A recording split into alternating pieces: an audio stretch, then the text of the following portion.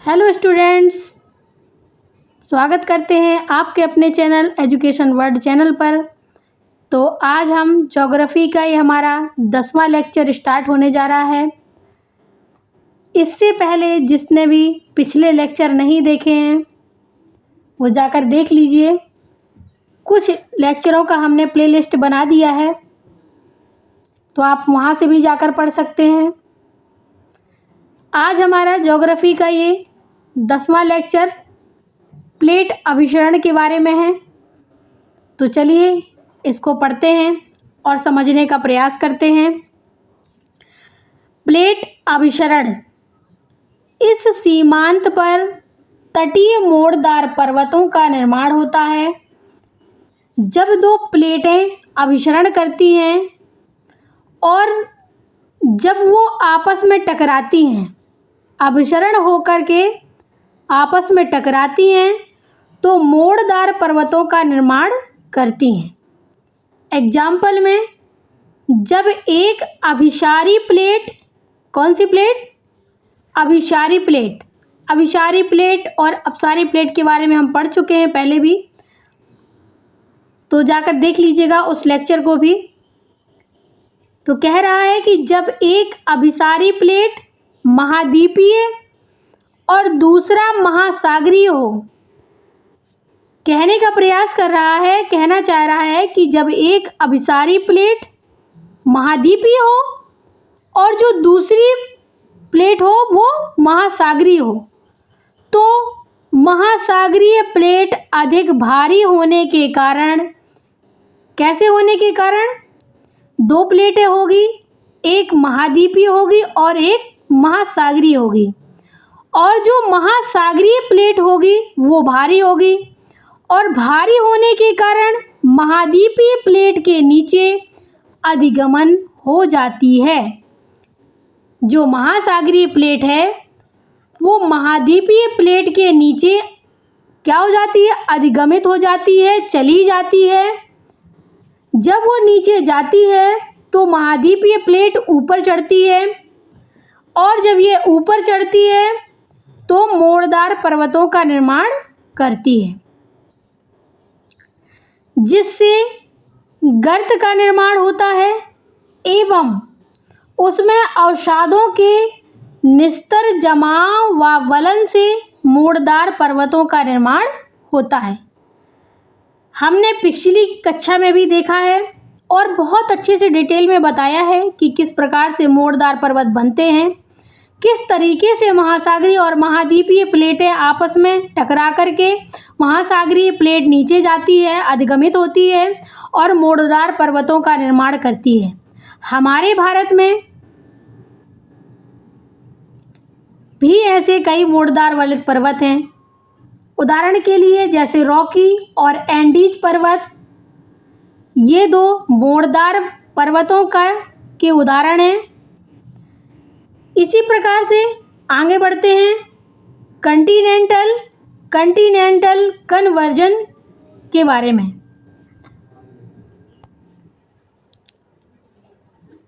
जब दो महाद्वीपीय प्लेटों का अभिसरण होता है तो अधिगमित क्षेत्र अधिक प्रभावित नहीं हो पाता है। जब दो महाद्वीपीय प्लेटें अभिसरण करती हैं, विचरण करती हैं, तो अधिगमित क्षेत्र जो होता है वो अधिक प्रभावित नहीं हो पाता।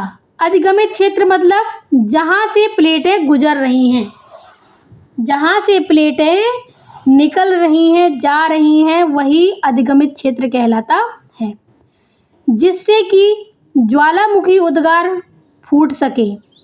किंतु जब वह अधिक प्रभावित नहीं होगा तो वहाँ पर ज्वालामुखी उद्गार नहीं होगा।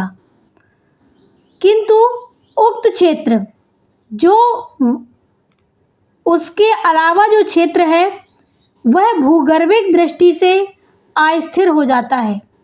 जब दो प्लेटें इस प्रकार से अधिगमित होंगी, इस प्रकार से, तो ये आपस में क्या होंगी? महासागरीय प्लेट नीचे चली जाएगी और महाद्वीपीय प्लेट ऊपर आ जाएगी। तो जो उससे अधिगमित क्षेत्र था, निकलने वाला क्षेत्र था जहाँ से वो गुजर रही थी, वो अधिक प्रभावित नहीं हुआ, लेकिन जो शेष क्षेत्र था वह भूगर्भिक दृष्टि से अस्थिर हो जाता है।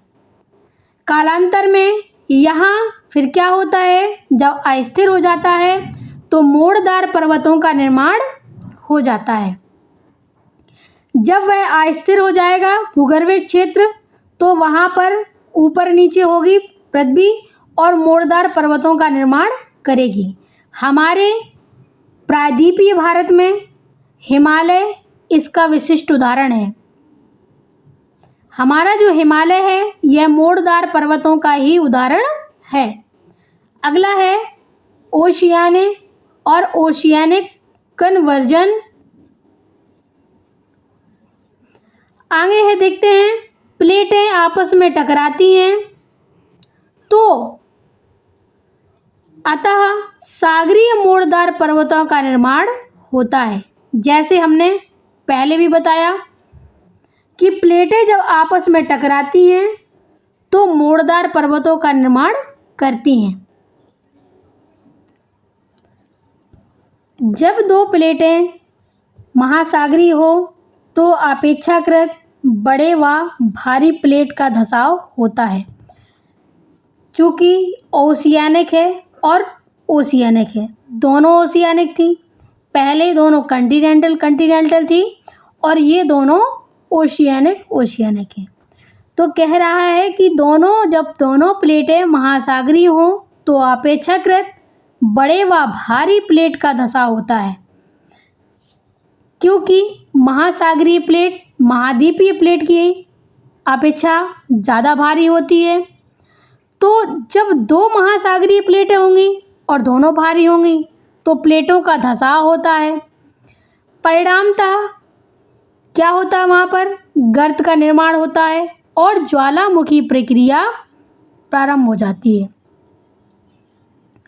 ज्वालामुखी द्वीप की एक श्रृंखला सी बन जाती है, ज्वालामुखी प्रक्रिया प्रारंभ हो जाती है।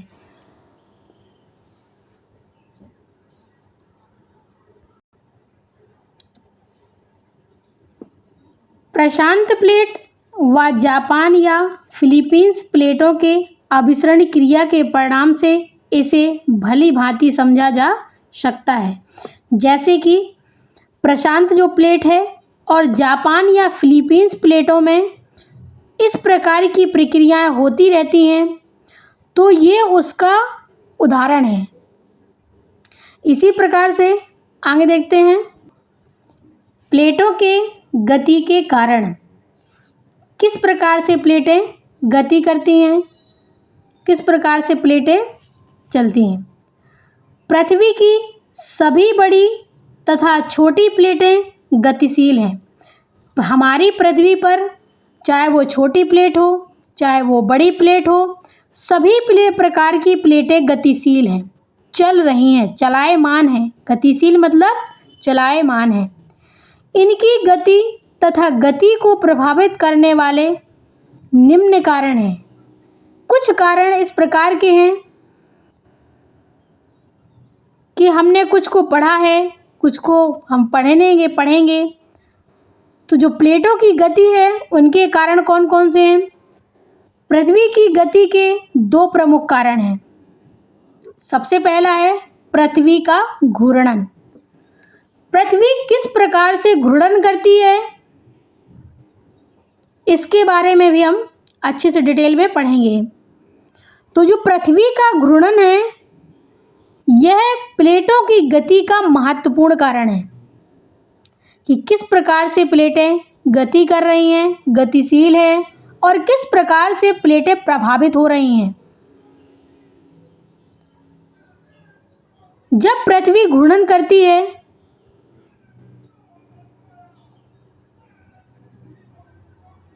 तो क्या होता है, प्लेटों का अधिगमन होता है, प्लेटें चलती हैं,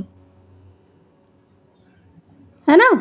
तो पृथ्वी का सबसे प्लेटों का जो कारण है वह पृथ्वी का घूर्णन है। और दूसरा है हॉट स्पॉट। ये दो पृथ्वी के प्रमुख कारण हैं। इसके बारे में आगे हम डिटेल से पढ़ेंगे। तो आज हमने क्या क्या पढ़ा, क्या क्या जाना, इसके बारे में एक बार फास्ट रिवीजन करते हैं। हमने प्लेटों का अभिसरण पढ़ा, देखा किस प्रकार से प्लेटों का अभिसरण हुआ, किस प्रकार से मोड़दार वलित पर्वत बने। इस पर उदाहरण में रॉकी और एंडीज पर्वत को देखा।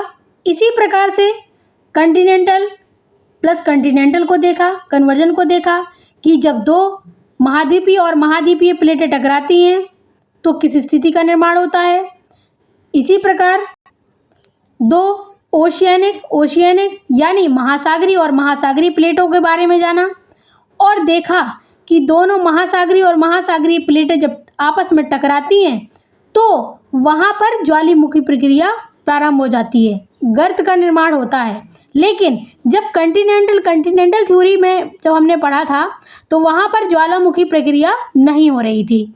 इसके बाद हमने देखा भूगर्भीय प्लेटों के बारे में कि प्लेटें किस प्रकार से गति करती हैं, इसके बारे में जाना और इसके कौन कौन से कारण हैं।